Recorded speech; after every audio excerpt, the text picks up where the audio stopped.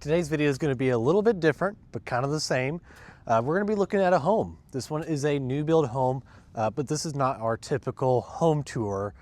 This video is going to be more about talking about why you should pay close attention to things in a new build home. Lots of tips and tricks, kind of reasons why you should hire a buyer's agent when you're buying a new build home or building a custom built home. So let's kind of get into it. First of all, this is a brand new home. It was already built. Our buyers decided they really liked it. And so they put an offer and they got it. And we got to kind of finish up the rest of the way, essentially. So let's talk about a few things that even when you buy a brand new home, there's going to be things wrong with it. Yes, I know that sounds crazy. A brand new home has issues. Yes, there will be. And so if you had it in your head that if you buy a brand new home, there's not going to be any issues, not true. So big reason why you should hire a buyer's agent and a home inspector is to make sure you're getting a fresh start on your home and it's in perfect shape. So I'm going to just give you a few quick things to look for when doing a final walkthrough on your new build home, just so you kind of make sure that things are on the up and up. So for example, you want to make sure that caulking on any siding, next to brick, things like that, and paint is all in good shape and has paint covering it. During the transaction, part of the soffit was damaged, and so that had to be replaced, repainted, and resealed. So, you know, again, keep an eye out for those things. And then this is something I gripe about all the time. And anytime someone moves into a home, I tell them this is the first thing you should do. Okay, we got downspouts here, right? You know, go to your gutters, right? Every builder does this, and I do not like it, and it really needs to change, in my opinion. But what you need to do is get water as far away as possible from your house. So you can do that with a number of methods. You could either, a lot of builders just provide a splash block, which is just one of those little concrete blocks that kind of shoots water just in a general direction. You can buy those cheap downspout extenders that are like flexible, but those look cheap and kind of tacky because, like for this example right here, if we were to buy a downspout extender, you'd have to put it on and route it to your yard and push it away from the house.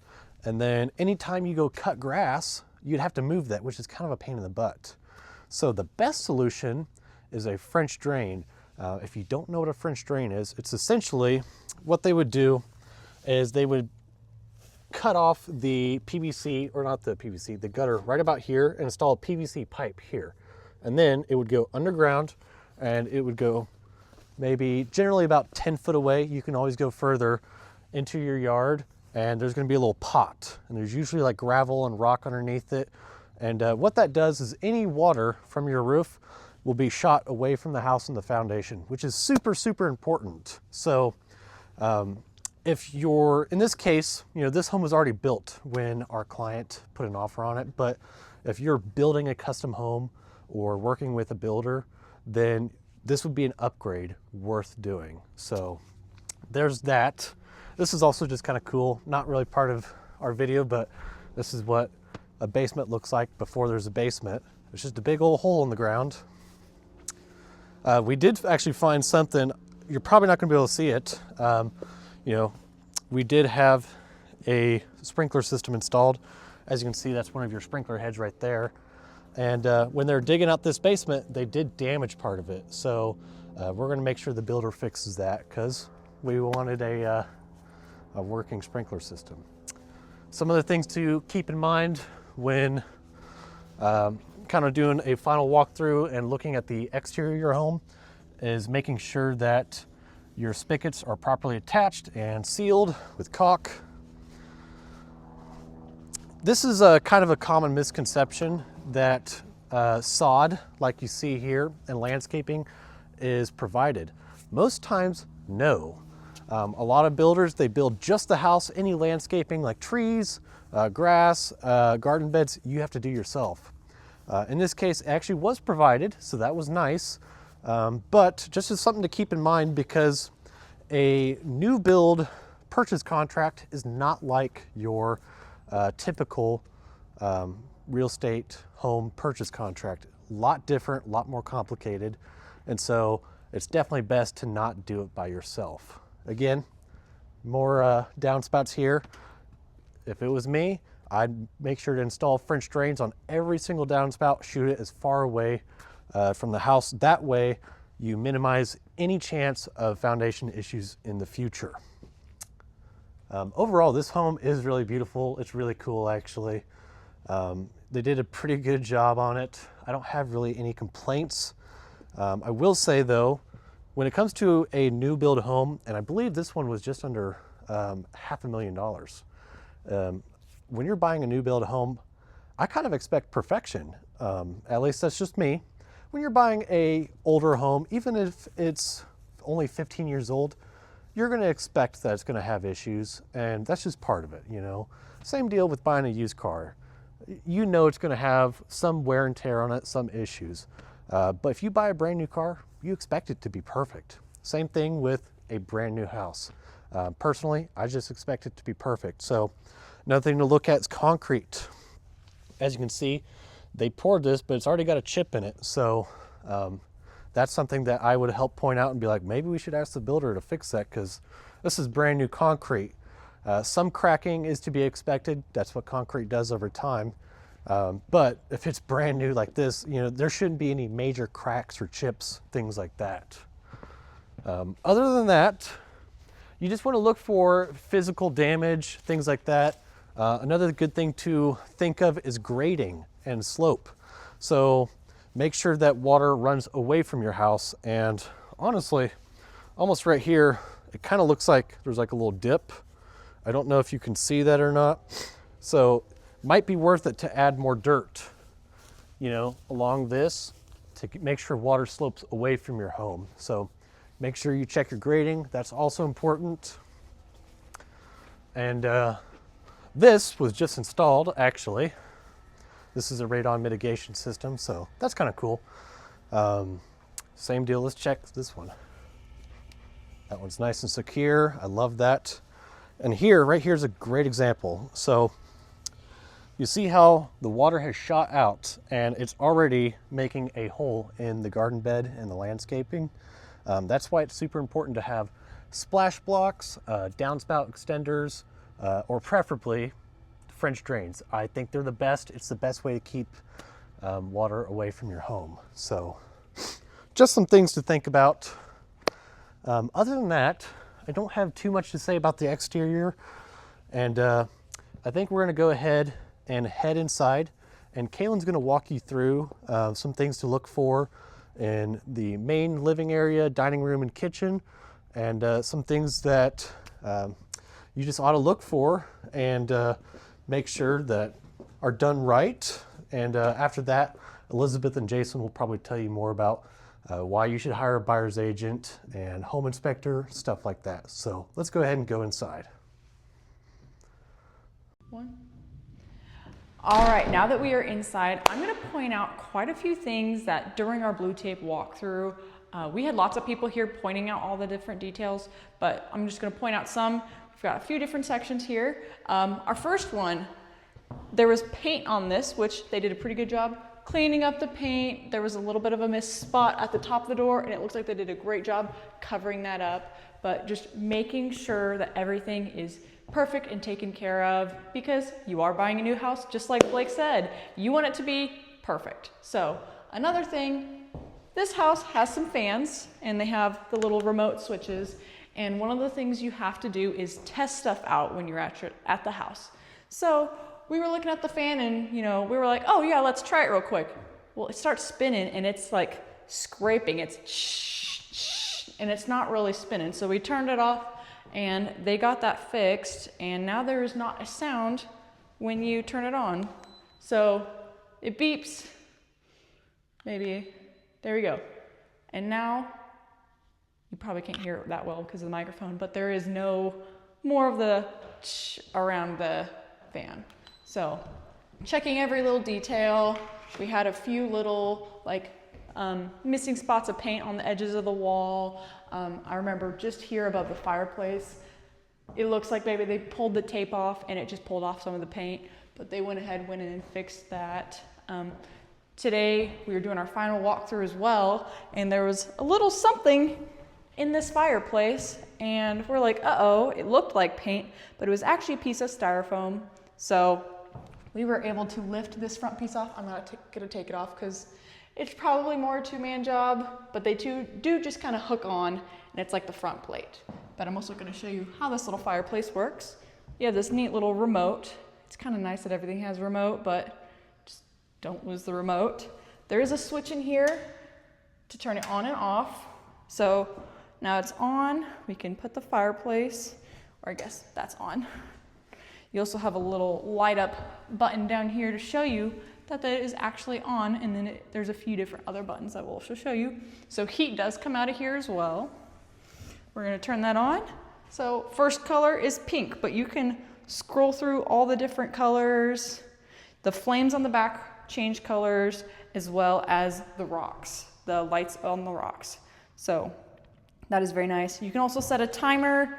You can dim the light, turn the heat up or down, and then the speed of the air coming out. So that is really nice. We'll turn that off for now. And of course, our living room right here. So we already talked about the fan, but we're gonna come talk about the windows over here. So on quite a few of the windows, there was a little bit of gaps in between here and here. And like I said, they did a great job covering stuff back up, but just making sure during your walkthroughs that all that stuff is sealed, because you don't want stuff coming in or out. You want to keep your air conditioning, your heating in, and keep the weather outside, because that's where it belongs. Now, let's go over to the kitchen. This is a very beautiful kitchen. The colors in here, I just love it. It's amazing. The cabinets, the painting, even the little backsplash is awesome. So a couple things to point out here. You see how small of a gap here on the oven? This was actually an odd shape. When we first did our blue tape walkthrough, there was like a ½ an inch gap, and then it like touched here. So they went in and fixed that. They made sure to caulk this back part because there was gaps there as well. A few other things, there was a little scuff marks up here, but just pointing everything out. Having an agent to help you do that as well is very nice. We had all 4 of our agents on our team here helping our client out, so it was awesome. But there's that. You have your fridge over here. Another thing we'll help you do is we love to help our clients measure stuff. So we have our little awesome measuring devices it's about this big, and then it's got a laser. So we measure, okay, you can have a fridge this tall and a fridge this wide. So that is very nice. We have our last little room over here, which is the dining room. So you've got your living room, your dining room, and your kitchen all here in one.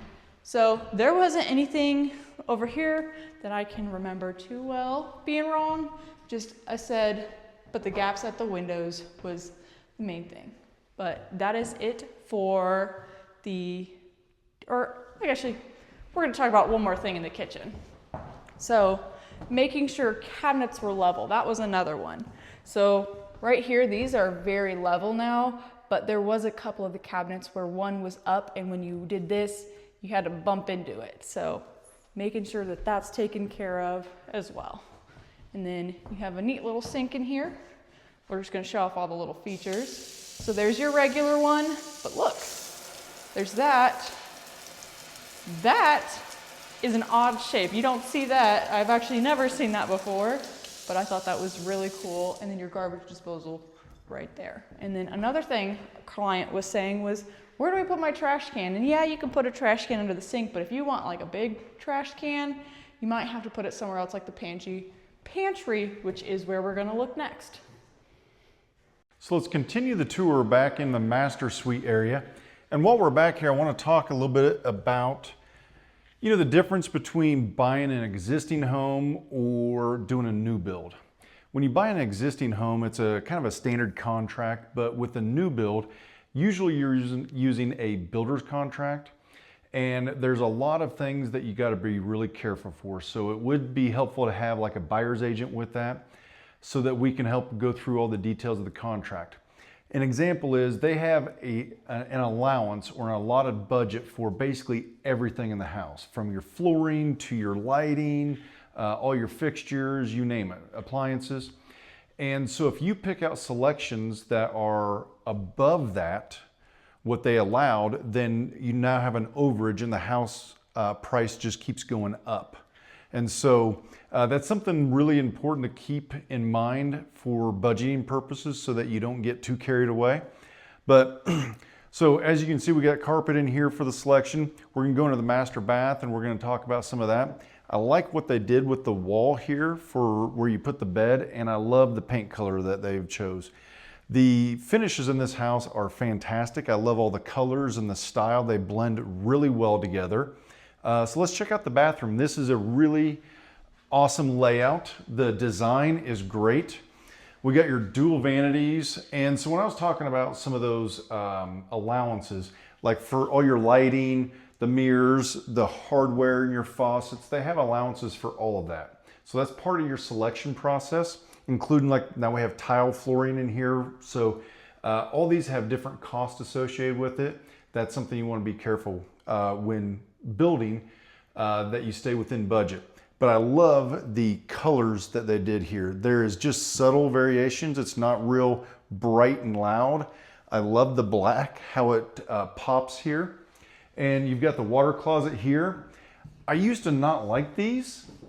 The reason I changed my mind is if you have to go use the restroom, you can be in here, close the door, you have privacy, and then your spouse can be in here getting ready, doing their thing, and it's not, it just offers privacy that way. But check out this fantastic shower.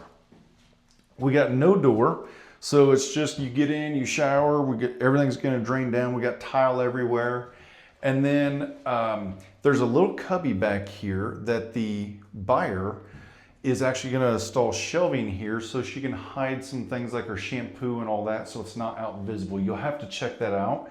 So let's get an idea of that.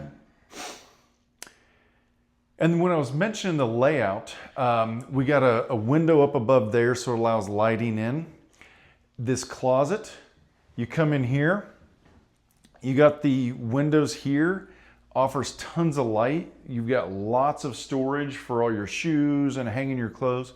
You got your linen closet here, and I absolutely just love the design. I didn't think I would like this at first without a door here, but I really enjoy how this is laid out and with all the lighting. The best part about the layout of the master suite is it connects right into the laundry room. So how convenient it is when you're changing, getting dressed, you can take your clothes, throw them right into the wash, and you don't have to carry your laundry all around the house. So for me, I think the floor plan, they knocked it out of the park on this one. So again, we come in here, another window offering great lighting everywhere throughout. That's one of the things I love about this house is it's just really light and bright, and you don't have like dark spots or it's not gloomy. And so here's your laundry area, and it ties right back into where you come into the master bedroom to begin with here, so you can access it from two different directions. And then we're going to continue the tour on next. I specifically wanted to show you a couple of things back this direction. So they already had this beautiful drop zone where you can sit and you can tie your shoes and put them on for the day. You can put your purse and keys right here. You can hang your jacket.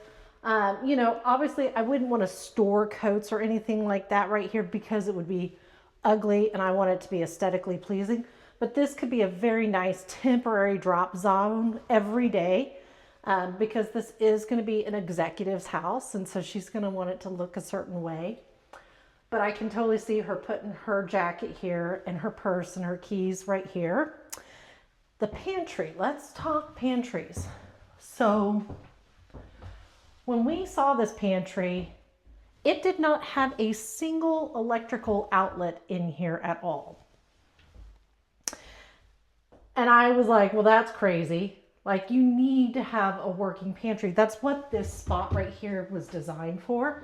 I want to be able to stick my crock pot right here, plug it in all day, and have it do its business, or maybe my Keurig or whatever. So it's not out in the kitchen, like cluttering up the countertops. That's what a working pantry is. And there's this beautiful shelf here to be able to do things with, and there was no electricity. So when we made the offer on this particular property, I was like, I want you to install 3 outlets in the pantry. So her mom and I came over and we actually placed the outlets for her.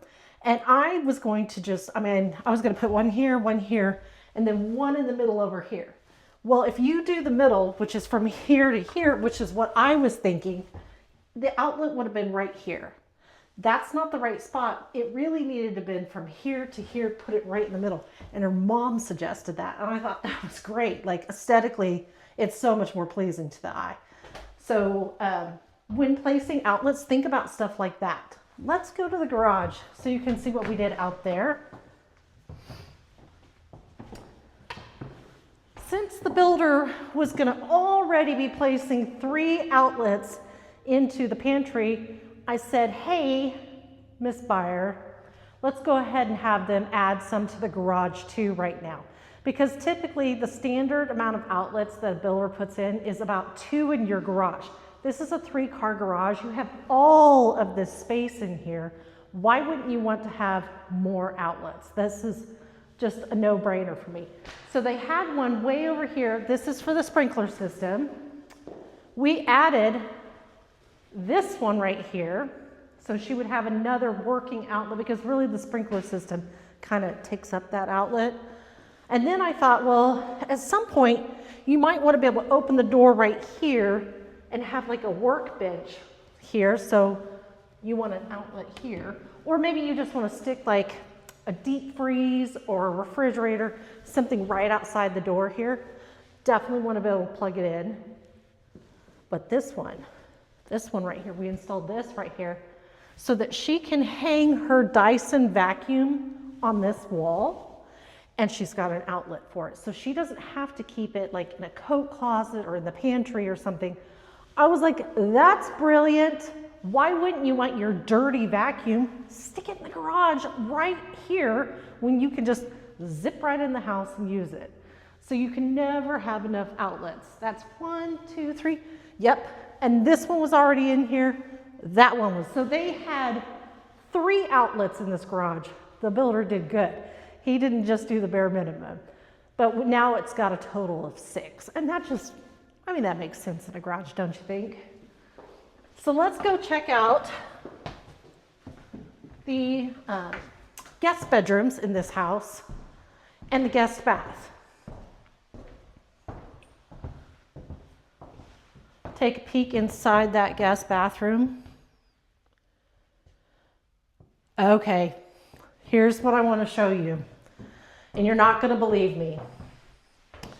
Down here on the floor, the grout was kind of a yellow color.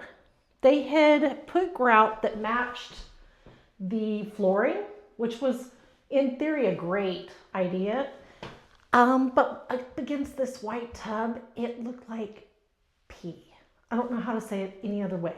It looked like urine stained. And so we had them take that yellowish, it was brownish, yellowish grout out, and just put a nice bead of white grout right here, just to give it a finished look, and so it doesn't look stained, But when looking at finishes and stuff, you want a cohesive look throughout the entire home.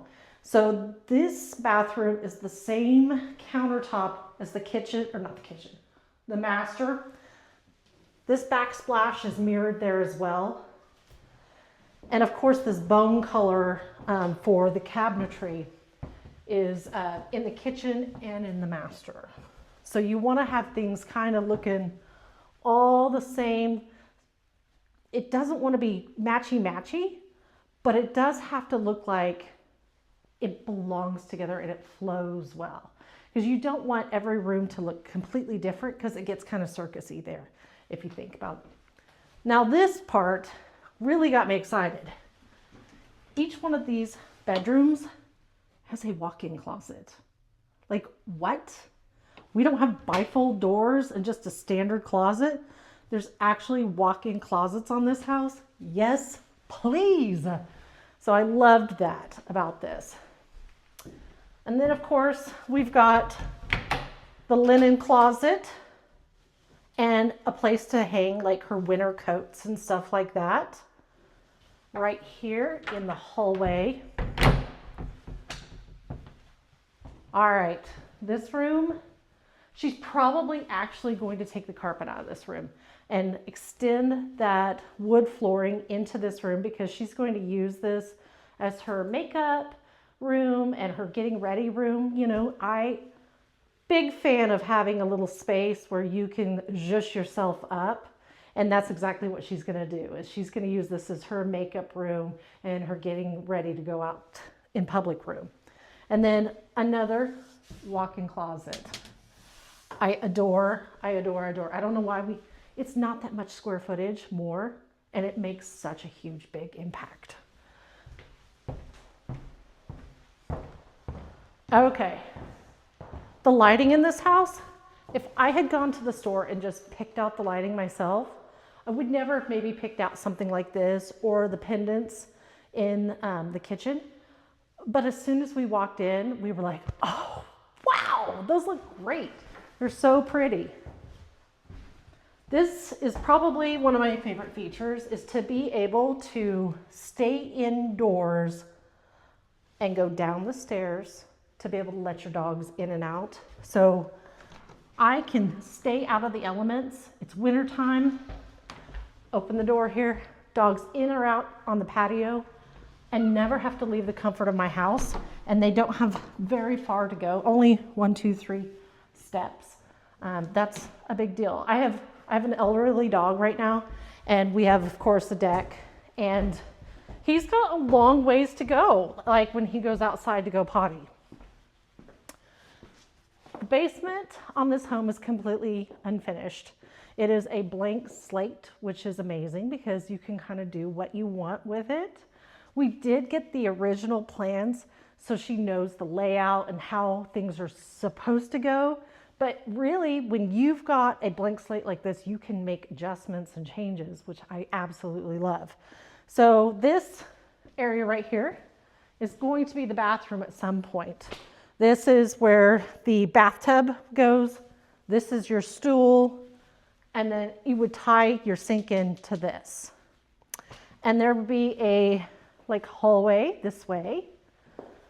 And this space right here is made for 2 bedrooms. So each one of these windows is a separate bedroom. And both of them, it's hard to visualize, especially in a blank spot like this, how actually big these rooms are gonna be. So that's fantastic. Right now, she could just roller skate down here, which is so much fun.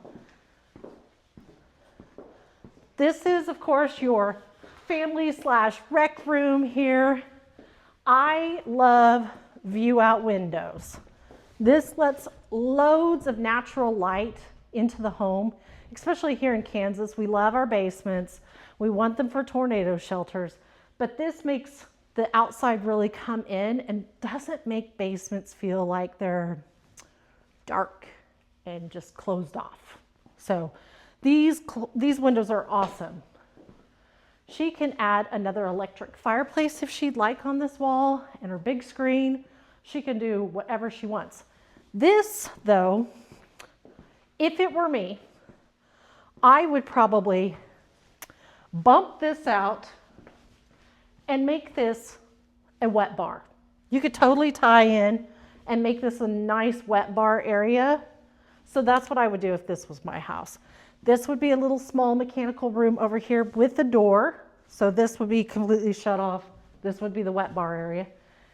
And then there would be a door right here that takes you into this part of the home. This is an important room, and I want to show you a couple of reasons why. Electrical panel. Got to have access to that. This is a great spot for that.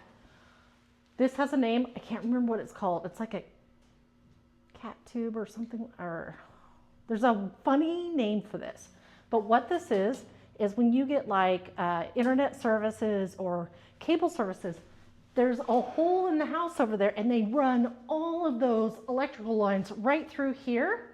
There's a plug and you stick up your box for your router or whatever right there. And it's all hidden in this not very sexy room away from everything else. This is her sewer clean out.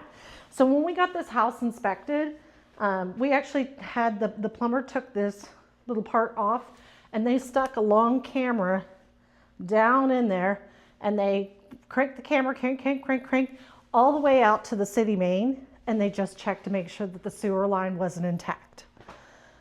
Right here is her sump pump.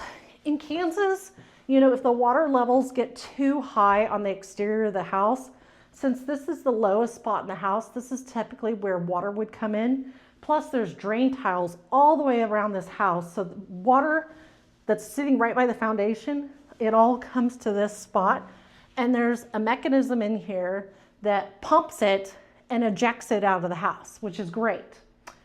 However, when we tested the home for radon, and radon is a odorless, colorless gas, and it is the second leading cause of lung cancer after smoking, it had a high level of radon. You want either a 4 or less on your radon test, and this one came back at 7, which is, you know, not scary, but it does need to be mitigated.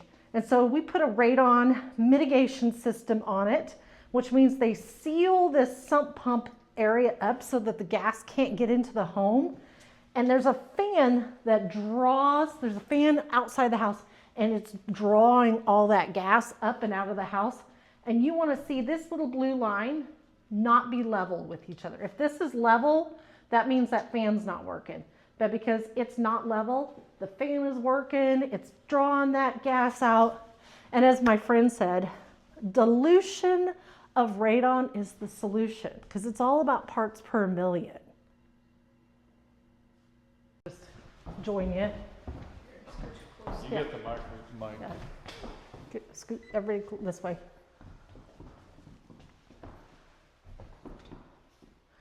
Thanks for joining us on this home tour. This was a really fun home, the new build that the Stanton Group was a part of. If you'd like more information about building a home in the Wichita area, just give us a call.